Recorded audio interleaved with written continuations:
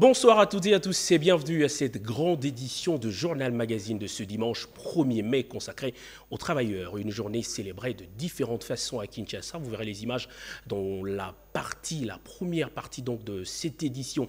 Et dans la partie magazine, nous vous proposerons, outre les pages rétrospectives, un dossier très intéressant sur la problématique de la qualité de l'enseignement en République démocratique du Congo. Nous serons donc ensemble pendant 3 quarts d'heure et les premières minutes de ce Journal Magazine, vous le savez, sont consacré à l'actualité.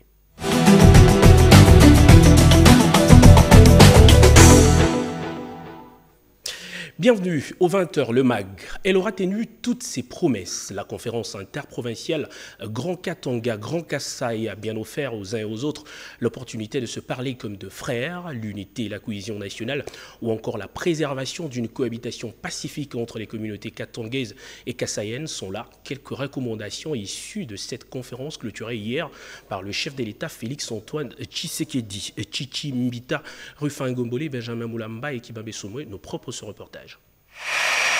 Aussitôt revenu à Lubumbashi au terme d'un séjour à Lusaka, en Zambie, le président de la République Félix-Antoine Tshisekedi Tshilombo s'est rendu à Pullman Karavia, où il a présidé la cérémonie de clôture de la conférence interprovinciale Grand Katanga, Grand Kasaï sur la cohabitation pacifique entre les deux communautés. Au chapiteau érigé au sein des installations de l'hôtel, le chef de l'État a rejoint en compagnie de son épouse, la première dame Denise Nyakeru Tshisekedi, l'assistance composée de tous les participants à la table ronde interprovinciale, en l'occurrence les gouverneurs de 9 provinces du Grand Katanga et du Grand Kasaï, le Haut-Katanga, le Lualaba, le Tanganyika, le Haut-Lomami, le Kasaï central, le Kasaï oriental, le Kasaï, les Sankuru et l'Omami. Les chefs traditionnels, les acteurs politiques et les représentants des associations socioculturelles des deux espaces katangais et kassaïens. Le Premier ministre Sama Lukonde et les membres du gouvernement qui avaient assisté à l'ouverture de ces assises étaient aussi parmi l'assistance. Le président de la République a, dans son discours de clôture des travaux, stigmatisé les tensions tendant à fragiliser la cohésion nationale, d'où la tenue de cette conférence interprovinciale visant l'unité nationale et la cohabitation pacifique entre les deux communautés du Grand Kasaï et du Grand Katanga. Mon intervention ce jour vient ici plaider pour l'humanisme et la tolérance qui ont, de manière légendaire, caractérisé l'homme congolais.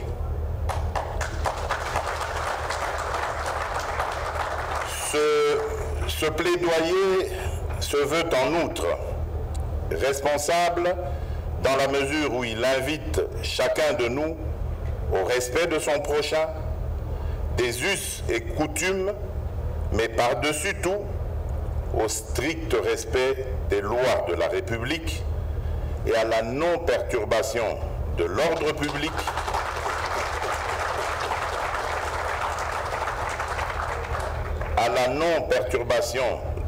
public, disais-je, notamment en ce qui a trait à l'installation des Congolaises et des Congolais sur toute l'étendue du territoire national, fondement de cette mixité et richesse culturelle d'antan tant vantée, et au respect des mesures visant à promouvoir, par exemple, la sécurité, en ce compris la sécurité routière.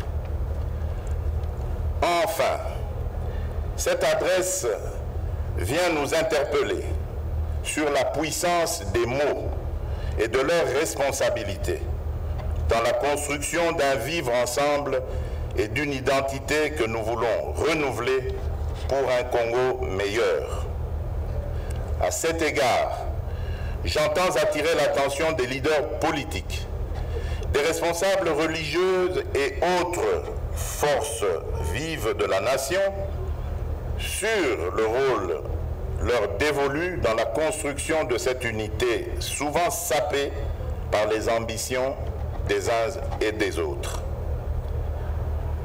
Puissent nos langues devenir de véritables vecteurs d'unité et non l'installation de barrières hostiles.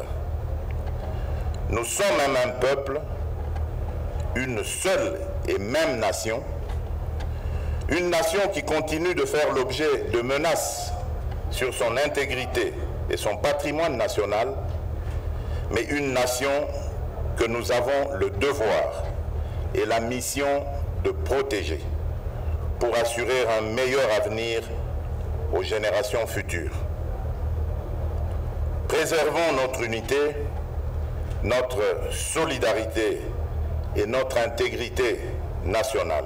Le gouverneur du Haut-Katanga, Jacques Yaboula, a rendu un vibrant hommage au président de la République, garant de l'unité et la cohésion nationale, initiateur de la conférence interprovinciale qui a permis aux frères et sœurs de se parler, d'aplanir les différends pour ne cultiver que la paix et le vouloir vivre ensemble. Madame Jeannette Longa Moussouamba, gouverneure intérimaire du Kasaï oriental, a relevé les causes des tensions intercommunautaires, notamment l'exode rural, les écarts de langage, le trafic d'influence, le non-respect des autorités et du code de la route par les motocyclistes pour les uns et les rejets et la discrimination pratiquée par les autres. La conférence, a-t-elle indiqué, a notamment recommandé de mettre un terme au déplacement massif des populations, la duplication des centres d'attraction économique, la création des entreprises favorisant les emplois, la mise en place d'un cadre permanent de concertation, le financement de la construction des infrastructures routières, ferroviaires, universitaires, le respect de la loi. Prononçant le mot des participants à la conférence interprovinciale Grand Katanga, Grand Kasaï, Madame Koulou Nemba, présidente de l'Assemblée provinciale du Tanganyika, a, au nom des participants, exprimé toute la gratitude au président de la République pour son initiative de la tenue d'une conférence interprovinciale, une première en République démocratique du Congo, a-t-elle souligné.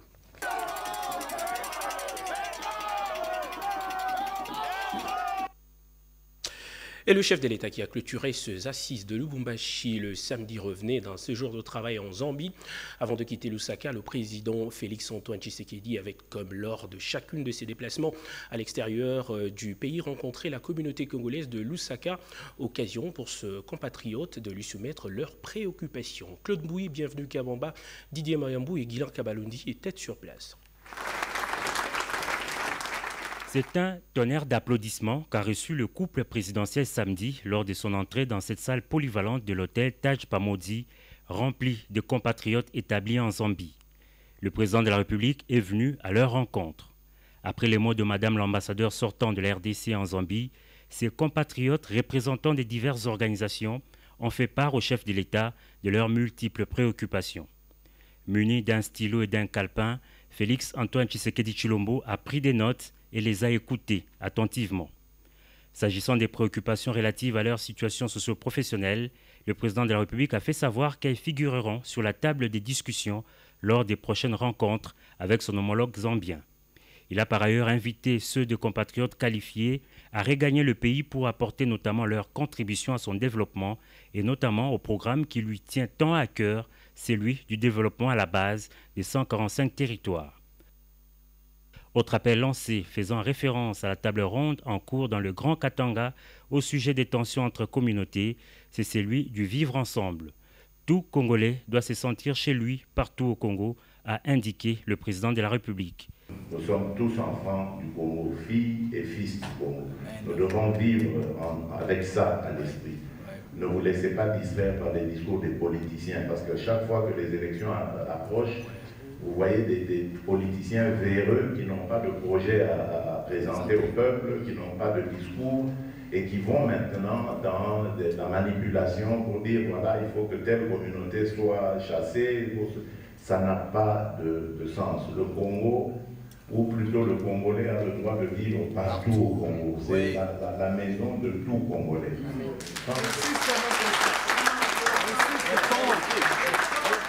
C'est dans une ambiance conviviale que le chef de l'État a clôturé cette rencontre qui marque la fin de son séjour de travail à Lusaka, en République des Zambie. Avant de quitter le sol zambien, le président de la République a eu un bref entretien au salon présidentiel de l'aéroport international Kenneth Kaunda avec son homologue Hakainde Hichilema.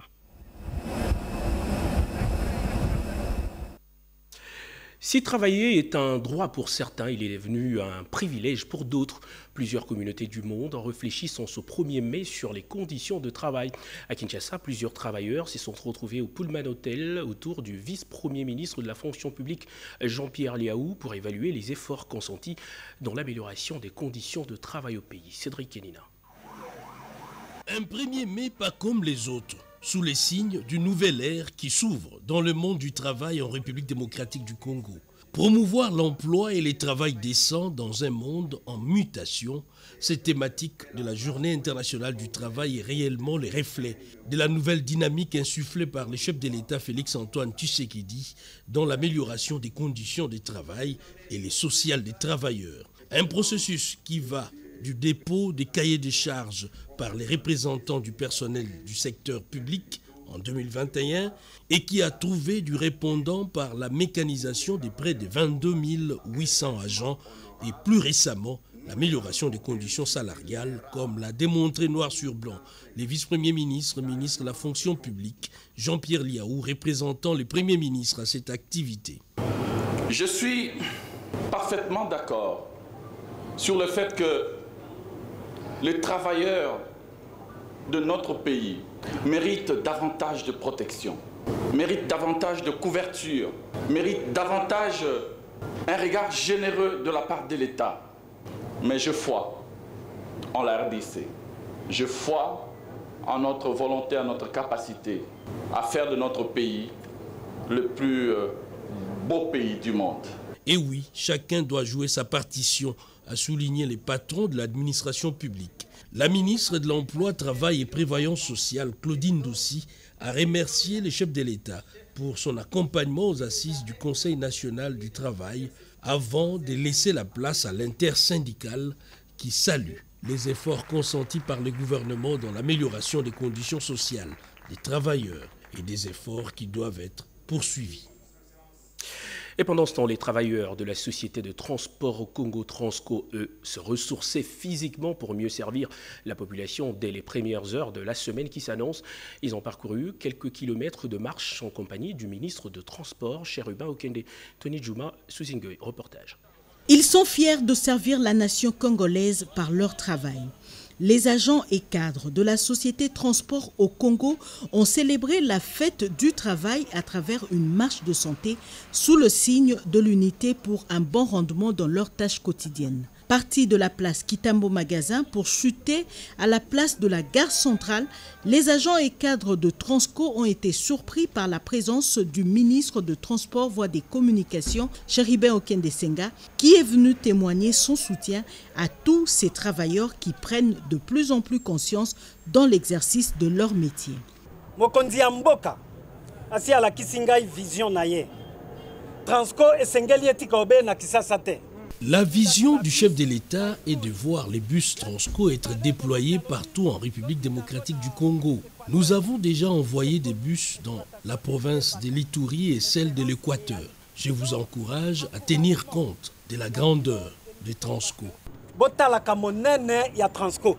Une surprise agréable pour le directeur général intérimaire de Transco qui se dit encouragé par la présence du ministre Chérubin Okende. Je tiens à remercier son Excellence, Monsieur le ministre. Il a pensé qu'il était bon de s'associer à nous en ce jour où la terre entière est en train de célébrer la Journée internationale du travail. Qu'est-ce que je peux dire d'autre? Si ce n'est de dire merci à son Excellence, Monsieur le Président de la République, chef de l'État, son Excellence Félix Antoine Tshisekedi Tshilombo. Exercice d'endurance pour le corps, mais qui exprime la détermination des agents et cadres de Transco sous la conduite de Chief Chipamba à faire de cette entreprise un véritable outil de désenclavement à travers la RDC. Autre chose, les réformes profondes proposées dans le cadre de la mise en œuvre du processus OHADA ont fait l'objet d'une sensibilisation au cours d'une journée d'information sur le fonctionnement de l'appareil judiciaire organisée par la cellule présidentielle du climat des affaires, le ministère de la Justice et l'Assemblée nationale. Ces assises ont été clôturées par le président de l'Assemblée nationale. Anastasie Doumbou, explication. À marge de la mise en œuvre effective du processus OHADA, la RDC a amorcé multi-réformes, spécialement celles relatives à la création des tribunaux de commerce du guichet unique des créations d'entreprises et la Commission nationale OHADA. Il en découle que l'Assemblée nationale, notre chambre, à l'instar du Sénat, exerce le pouvoir législatif consistant à l'édiction des normes destinées à assurer la gouvernance étatique. Pour le vice-ministre Amato Bayoubassiré, cet arsenal juridique est directement applicable et obligatoire dans les États partis, nonobstant toute disposition des droits internes antérieurs ou postérieurs. En vos qualités de législateur, vous le savez mieux que moi que pour atteindre son objectif d'harmonisation du droit des affaires dans les États partis, l'article 10 du traité fondateur de l'organisation pose sans aucune ambiguïté les principes de la suprénationalité des actes uniformes et de leur portée abrogatoire sur les droits internes des États partis. Ce long et vaste processus a commencé avec l'adhésion de la RDC à l'Organisation en Afrique des droits des affaires. Pour s'y accommoder, dans le cadre de la réalisation du programme du gouvernement 2021-2023, Denis Kadima poursuit sa tournée en province dans le cadre du suivi des opérations de la cartographie opérationnelle. Le président de la Commission électorale nationale indépendante est à l'étape de Guadeloupe. Il a passé sa première journée au siège de la centrale électorale où il a évoqué les difficultés rencontrées par les agents et responsables de ce site. Tétis Samba, reportage. Arrivé ce samedi 30 avril 2022 de la ville de Guadeloupe, dans la province du Nord-Ubangi, le président de la Commission électorale nationale indépendante a été accueilli par le vice-président de l'Assemblée provinciale, Achille Kwango, et le secrétaire exécutif provincial du Nord-Ubangi, Blaise Likongokoy. Denis Kadima Kazadi y est arrivé dans le cadre de sa mission de suivi des opérations sur la cartographie opérationnelle lancée près d'un mois. Et tous les coins et recoins du pays seront visités, impliqués dans le processus électoral et discuter déjà en amont de tout ce qu'on a comme activité sur la cartographie électorale, mais aussi je sais que vous aurez des élections pour le gouverneur. Il faut que déjà en amont on puisse avoir ce type de discussion. Donc c'est préparer non seulement les élections des gouverneurs, mais aussi le processus électoral tout entier, mais à commencer bien à temps et ne pas attendre la dernière minute. Ensuite, le président de la centrale électorale est allé présenter ses civilités au gouverneur à l'intérim de la province du Nord-Ubangi, Oscar Onchobalé, pour ensuite s'entretenir avec le vice-président de l'Assemblée provinciale du Nord-Ubangi, Achille Ngongo, accompagné des autres membres du bureau. Denis Kadima Kazadi s'est rendu également au siège de la centrale électorale où il a échangé avec les cadres et agents du CEP et des 4 antennes du Nord-Ubangi. Ensemble, ils ont évoqué les questions liées aux difficultés rencontrées dans la mise en œuvre de l'opération d'actualisation de la cartographie, le fonctionnement des démembrements de la CENI, les rapports entre la CENI et les autres parties prenantes. Le programme du séjour du président de la CENI prévoit une visite de quelques antennes de la CENI et l'organisation d'un cadre de concertation CENI jeunes, femmes, personnes vivant avec handicap et confessions religieuses.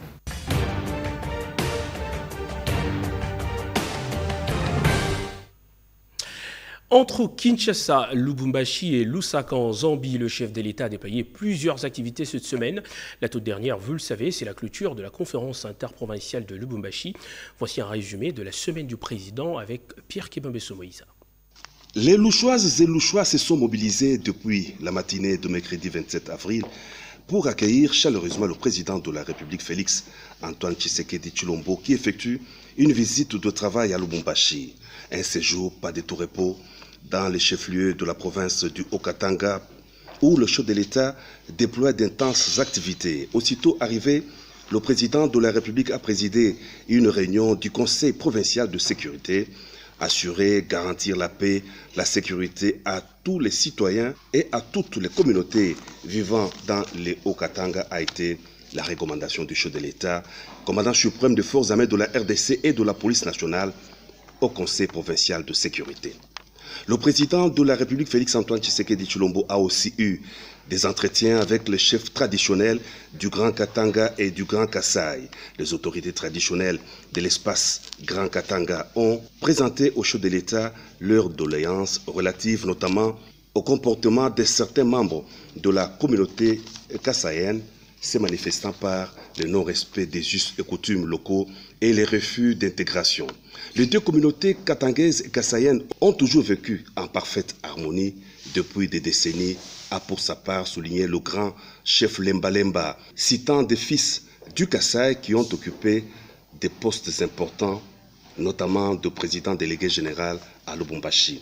Il a stigmatisé quelques égarements, notamment des motards, avant de saluer la sagesse du président de la République pour son implication personnelle dans la recherche de voies et moyens susceptibles de trouver des solutions durables à la cohabitation pacifique entre les deux communautés. Poursuivant ses échanges à Lubumbashi avec les notables, leaders et acteurs politiques, ainsi que la société civile du Grand Katanga et du Grand Kasaï, le président de la République Félix Antoine Tshisekedi Tshilombo a reçu une délégation des leaders du Grand Katanga, parmi lesquels des acteurs politiques, chefs des regroupements socioculturels. Conduits par les bâtonniers Jean-Claude Mouyambo, ils ont tenu à rencontrer le président de la République, Félix Antoine Tshisekedi Tshilombo, pour apporter leur contribution aux échanges sur la cohabitation pacifique entre les communautés du Grand Katanga et du Grand Kasaï vivant dans l'espace katangais. L'heure est à l'apaisement. L'on doit privilégier le vivre ensemble dans le respect mutuel entre les deux communautés katangaises et kassayennes vivant dans l'espace katangais. Reçue à son tour, la délégation des associations socioculturelles de la communauté kassayenne résidant au Katanga a abondé dans ce sens. Pour elle, il n'y a pas de conflit entre les deux communautés. Il faudrait arrêter les manipulations politiques. Le chef de l'État a clôturé cette série d'échanges par la délégation de la Fondation katangaise recoupant les associations socioculturelles du Grand Katanga.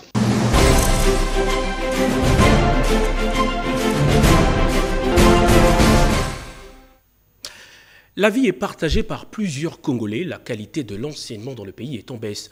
Mais quelles sont les raisons et comment y remédier pour assurer un avenir meilleur à la jeunesse du pays? Voici ce qu'en pensent les professionnels de ce secteur et les élèves dans ce dossier de la rédaction commenté par Émilie Kaindo. En République démocratique du Congo, l'enseignement est assuré par les écoles tant publiques que privées. Selon une certaine opinion, les écoles publiques ont une baisse de qualité d'enseignement. À l'école Boukama de la commune de Lingwala, les langues se sont déliées. Je pense que bon, la qualité est là, mais tout ce que je peux dire, vous savez, aujourd'hui, quand vous allez nous dire que demain, nos enfants aussi pouvaient être enseignants, madame, avec les conditions que nous avons aujourd'hui, je ne sais pas si c'est parent qui peut accepter que son enfant aille dans l'enseignement. En ce qui concerne la qualité de l'enseignement, c'est vrai, ce n'est pas la même qualité qu'on avait quand nous étions élèves. Quand nous étions élèves, l'enseignement était au top. Mais aujourd'hui, il y a une négligence et de la part des parents, des apprenants et aussi des enseignants. Qu'est-ce qui a baissé? Oui, ce qui a baissé, c'est d'abord le niveau d'appropriation de la matière par les apprenants. Avant, vous sentez l'enfant, le besoin de l'enfant de connaître. Ces besoins, c'est comme si on l'a effacé. Vous voyez un enfant qui vous dit aujourd'hui j'ai besoin d'un diplôme, mais vos histoires de cours là, je n'en ai pas besoin. Mais ça, c'est un fait très capital que même les parents qui ont aussi abandonné, parce que vous donnez un devoir à un enfant, il vous revient 3 jours après sans résultat. Que l'État congolais, qui est notre maître et notre garant, puisse redéfinir l'enseignement, redéfinir les cadres de l'enseignement, redéfinir les profils d'un enseignant. Qui doit être enseigné, qui ne doit pas l'être, puisqu'aujourd'hui tout le monde est enseignant et les enfants se perdent. Aujourd'hui, nos diplômes ne sont que diplômes, n'ont pas de grande valeur. À l'Institut de Lingwala, ça fait maintenant 12 ans que je suis là. Toi-même, tu vois comment nous enseignons les enfants. Avec le maigre salaire que l'État nous donne, ça ne suffit même pas. Les privés ont dit qu'ils enseignent bien, très bien par rapport à nous. Parce que là-bas, ils ont des promoteurs qui ont beaucoup d'argent. Et nous, notre employeur, l'État, il ne nous donne rien et nous sommes délaissés. Pour les élèves futurs élites du pays, aucune motivation de devenir enseignant. Des raisons sont multiples. Je préférais de devenir journaliste comme vous aussi. Pourquoi? Parce que j'aime faire ça. Et pourquoi pas enseignante? Parce qu'ici au Congo, on ne paye pas bien des enseignants. Et moi, j'aime seulement que je deviens un ministre dans ce pays. Mais les enseignants, là, j'aime pas. On nous apprend beaucoup de choses au tableau. Donc, ça me fait bien quand je vois le prof à moi en train d'enseigner et madame. Donc, j'aime beaucoup étudier, être présent aux études. Parmi les propositions figure l'amélioration des conditions sociales des enseignants, mais aussi leur renforcement des capacités. 300 000 francs congolais, c'est vraiment malheureux. Mais la qualité est là, nous enseignons très bien. Il faut voir d'abord l'enseignant, 35 ans d'expérience, mais la qualité va de soi. Il faut qu'on nous paie quand même. Je me donne corps et âme pour les former, mais l'État doit nous prendre en charge. Puisque vraiment, nous sommes vraiment démotivés. Ça fait mal pour un parent. Formation. Puisque moi qui vous parle, j'ai eu au moins 5 ans de formation dans le DAS. Tout le monde ne profite pas de la même formation, puisque ce sont les écoles de l'État qui en profitent. Mais ce sont les privés qui sont plus nombreux que les publics. Alors les écoles publiques ont beaucoup des opportunités que les privés n'ont pas. Nous, c'est vrai, la formation continue est là, mais elle n'est pas pour tout le monde. Nous chercherons qu'elle soit pour tout le monde. Si chaque année, la rentrée scolaire démarre souvent sur fond des revendications des enseignants et que chaque 30 avril, des manifestations sont organisées à l'honneur des enseignants, il y a lieu de penser à ces professionnels de la CRE qui s'investissent pour donner la forme aux enfants de la maternelle à l'université. Ces parcours que nous avons suivis tous pour devenir ce que nous sommes aujourd'hui. Accordons-leur notre attention.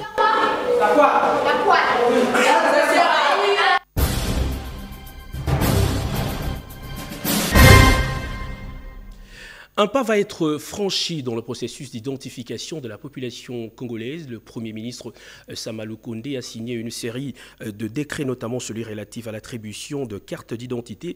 Mais pourquoi le peuple congolais devrait se mobiliser pour la numérisation de l'administration publique? Notre invité de ce journal, c'est le professeur Benjamin Chitengeile, économiste. Il est passé plus tôt sur ce plateau et tente de répondre à cette question. Je te réfère au décret 2208 qui a été signé dernièrement par le chef du gouvernement, M. Sama, qui porte sur la mise en œuvre de la carte d'identité nationale. Et je voudrais aussi te renvoyer au lancement du vaste programme de numérisation que le chef de l'État a fait dernièrement, il y a quelques mois, sinon une année. Ça veut dire qu'aujourd'hui, les administrations doivent nécessairement migrer du régime papier vers les régimes électronique, ça veut dire un régime totalement numérisé. Et ça dit qu'actuellement, nous saisissons l'occasion pour dire que c'est un bonheur pour le peuple congolais de s'assurer qu'à travers l'ONIP, nous aurons demain un fichier électronique totalement et que nous pouvons en faire une gestion tout à fait appropriée. C'est aussi dire que nous allons à court terme et pourquoi pas à moyen terme pouvoir induire l'amélioration de la gouvernance électorale. Donc c'est un sujet d'actualité puisque tout le monde attend les élections et nous sommes satisfaits que ces décrets aient été signés.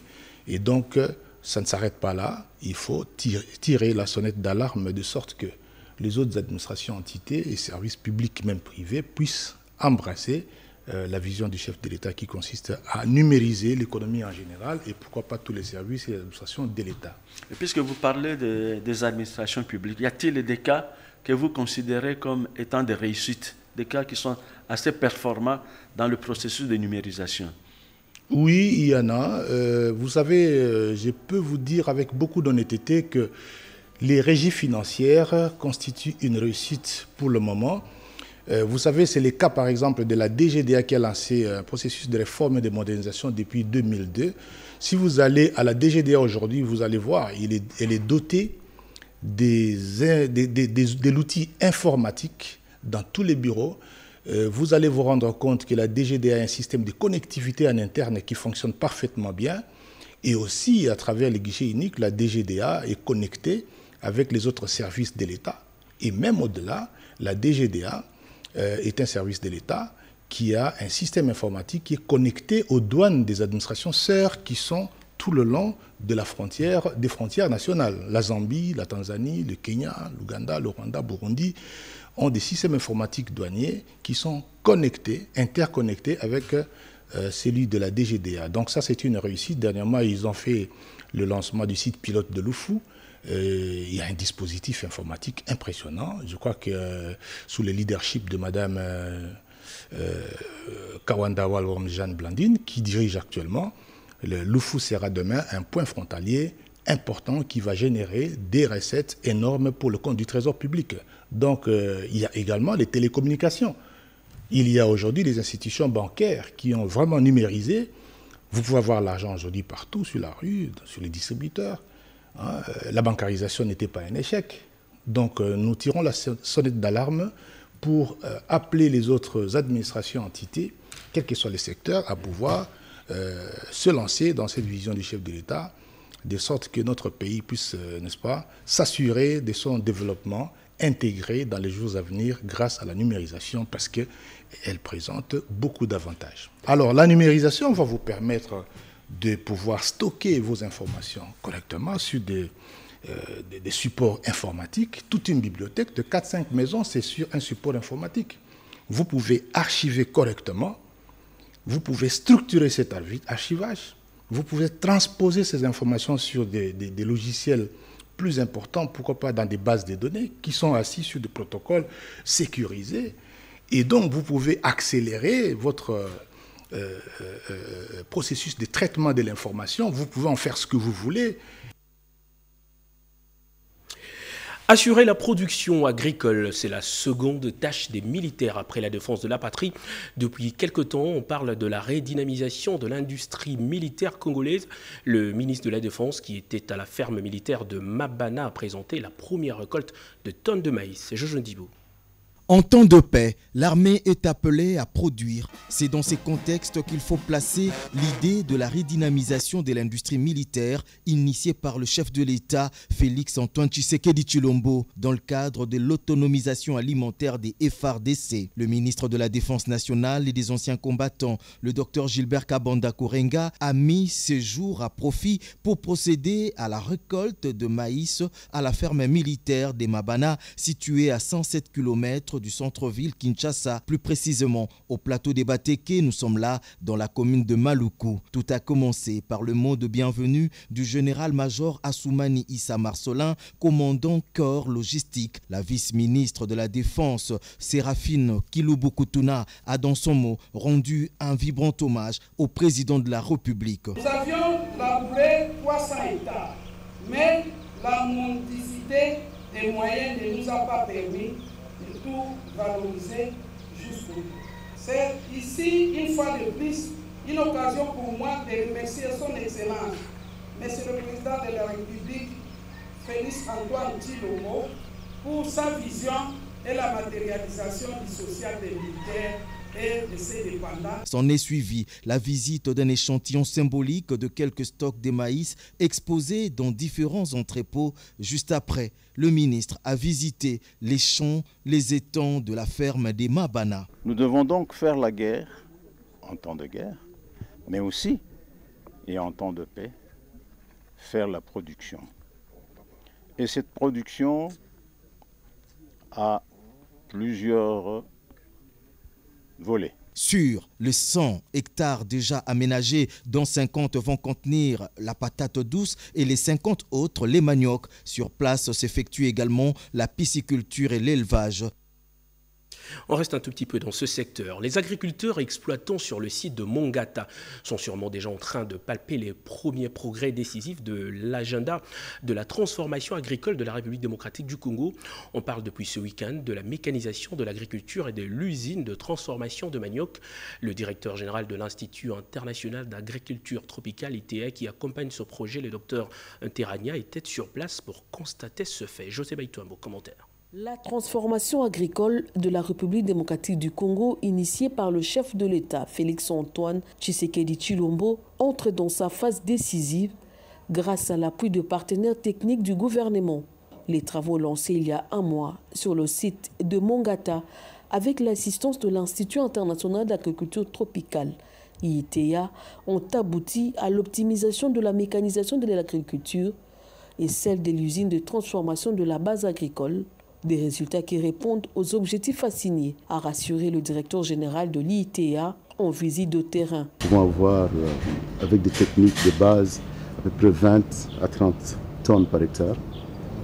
L'usine est en train de fonctionner, soit à 20%, mais nous pensons que dans 3 mois, nous pouvons arriver à 80% et peut-être dans 6 mois à 100%. Et nous produirons, disons, en fait, la farine de haute qualité pour le pain de manioc, le biscuit. Nous produirons aussi du foufou.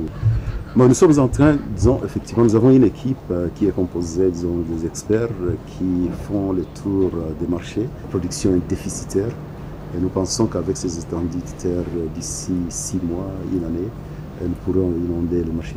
En plus de Mongata, d'autres pôles agricoles bénéficieront aussi de ces actions pour cette première phase, notamment le site agricole de Kwadi, Rouzizi et du Haut-Touélé. On parle investissement avec l'ANAPI qui poursuit avec les activités en rapport avec ses 20 ans d'existence. Pour le mois d'avril, l'Agence nationale pour la promotion des investissements a réuni les petites et moyennes entreprises, start-up et leurs corporations. Un cadre de dialogue public-privé autour du thème « Essor de l'entrepreneuriat, gage du développement d'une RDC prospère de demain pour des investissements de qualité ». D'une activité à une autre, c'est une vraie synergie qui se crée autour de l'ANAPI sur la question du développement de l'entrepreneuriat local. L'Agence nationale pour la promotion des investissements a, dans le cadre des activités de ces 20 ans, réuni les entrepreneurs du secteur de petites et moyennes entreprises ainsi que les start-up pour parler de l'essor de l'entrepreneuriat et le développement de la RDC. Dans un dialogue public-privé, cette matinée a donné lieu à une analyse profonde de l'environnement dans lequel évoluent ces entrepreneurs qui connaissent d'énormes difficultés dans la pratique quotidienne des affaires. De la fabrication de machines à la vente de produits, en passant par la plantation de boutures, la récolte et la transformation de manioc, ces entrepreneurs présentés à titre d'exemple créent une véritable chaîne de valeur. Je suis en même temps aussi productrice.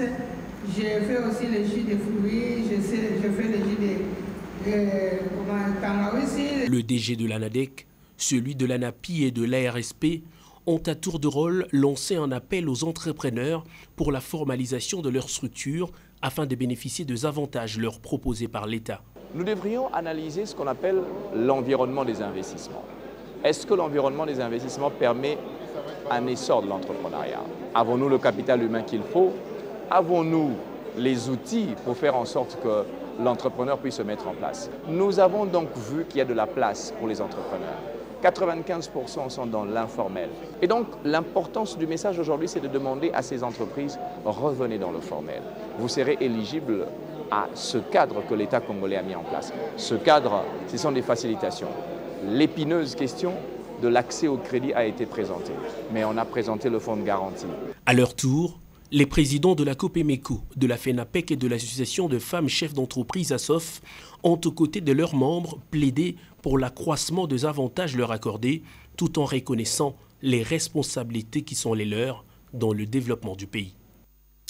2 membres du gouvernement en mode d'alerte, en mode prévention, disais-je, alerte sur la dégradation du pont-rail qui traverse l'avenue Flambeau, non loin de la Bralima.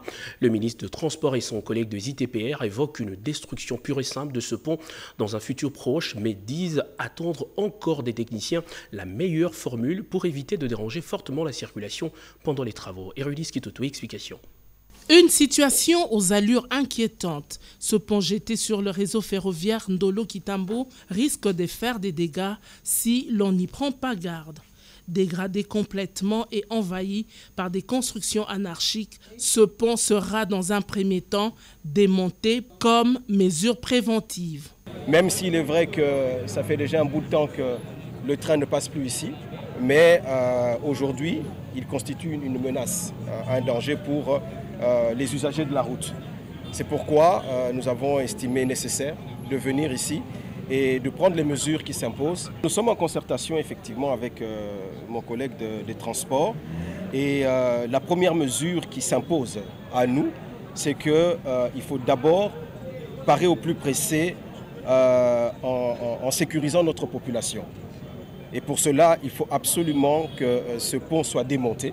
Les travaux nécessiteront des déviations pour éviter les embouteillages. La SCTP, la HCGT et l'OVD sont à pied d'œuvre pour nous proposer un schéma qui certainement pourra être un schéma qui allège la circulation dans la ville-province de Kinshasa. Mais il faudra aussi se dire que pour déposer ce pont, il va falloir fermer cette voie.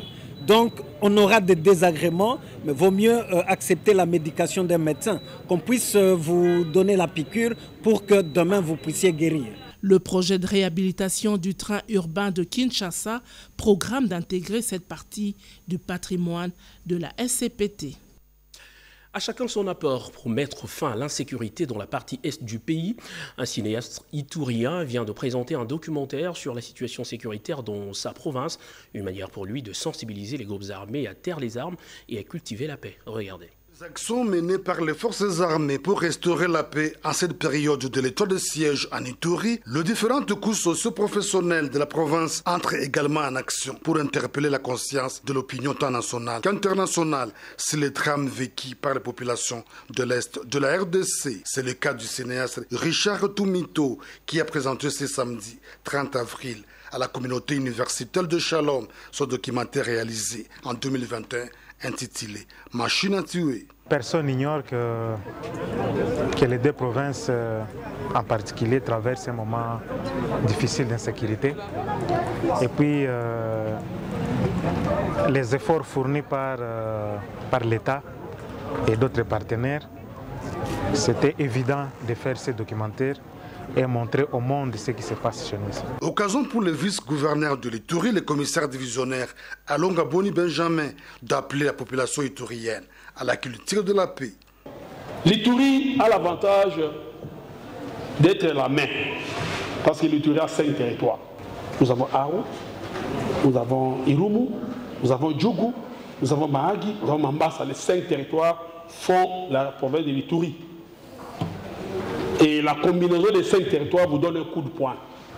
Vous avez intérêt à être ensemble, à vous unifier, à vous unir, pour que demain l'étendard de l'Ituri soit porté très haut.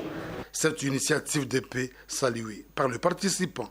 Groupes armés ou de milices qui ne cessent de nous embêter, je demanderai de déposer leurs armes, que la population puisse se soutenir et vivre ensemble pour que nous puissions arriver à un développement durable de la province de l'Ituri. Il faut dire que ce documentaire sera également projeté dans d'autres universités de Bunia, question de réveiller la conscience collective sur les rôles que chacun doit jouer pour le retour de la paix et montrer clairement aux groupes armés qu'il est temps de déposer les armes et d'arrêter de commettre des exactions.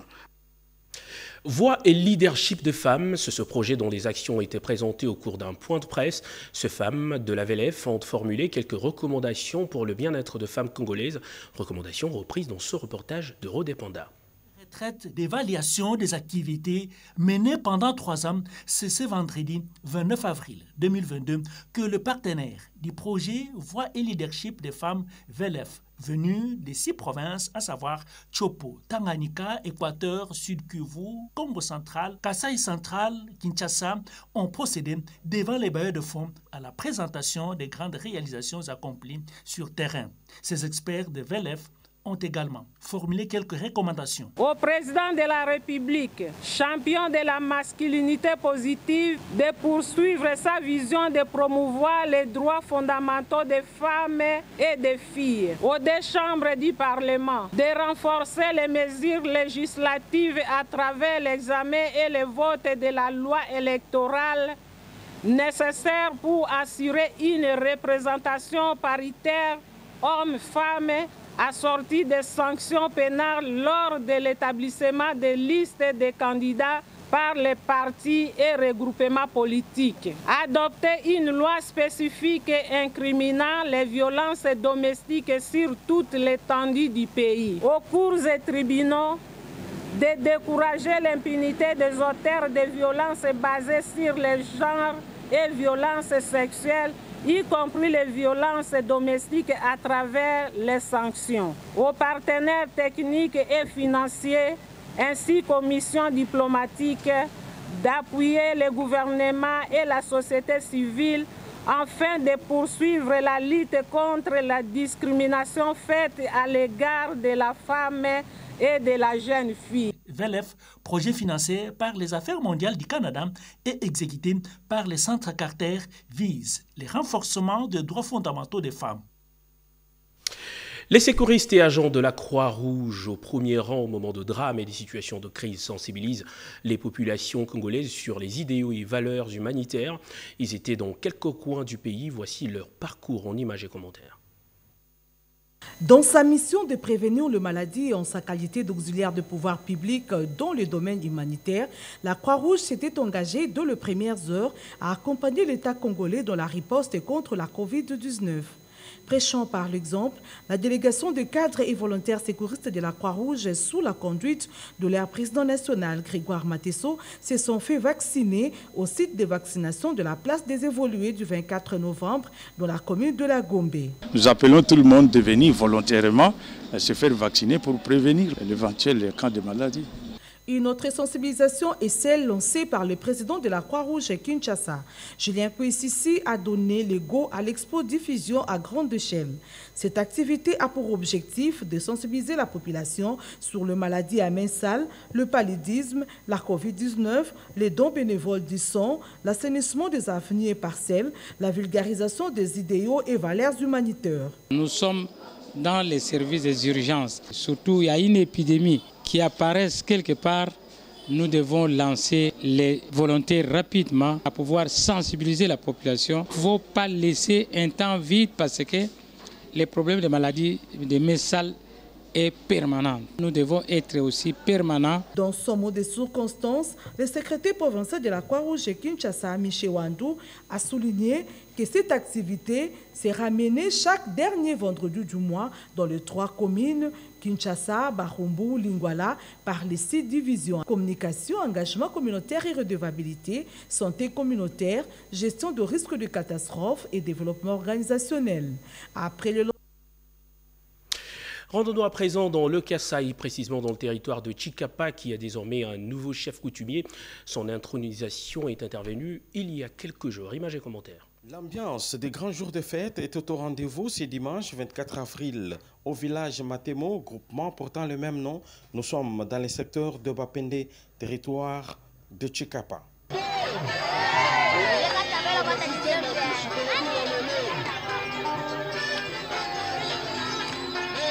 L'homme du jour qui a réuni tous ces beaux mondes venus de Chikapa à l'occasion de son intronisation en sa qualité de nouveau chef de groupement de Matemo s'appelle Mbinga Mbinga Munga de la famille régnante de Bakwanjamba. L'administrateur du territoire de Chikapa, Jean-Paul Kunzu Kasenga, a bien avant de l'introniser comme chef de groupement prodigué de sages conseils à celui qui, à partir de ces jours, a sur ses épaules toute la charge de ces groupements. Le chef doit être incarné de certaines valeurs, notamment être un rassembleur, unificateur, pacificateur et respecter des lois du pays, a-t-il insisté. Cette cérémonie officielle de l'intronisation du chef des groupements de Matemo s'est clôturée sur des belles notes de la musique et danse traditionnelle Pende, à la grande satisfaction de tous les invités. Ce journal est complètement terminé. Merci à vous de l'avoir suivi avec autant d'attention. L'actualité revient à 23 h avec Peggy Mukunda. Moi, je vous retrouve le dimanche prochain pour un autre grand journal magazine avec le même plaisir. Bonsoir à tous.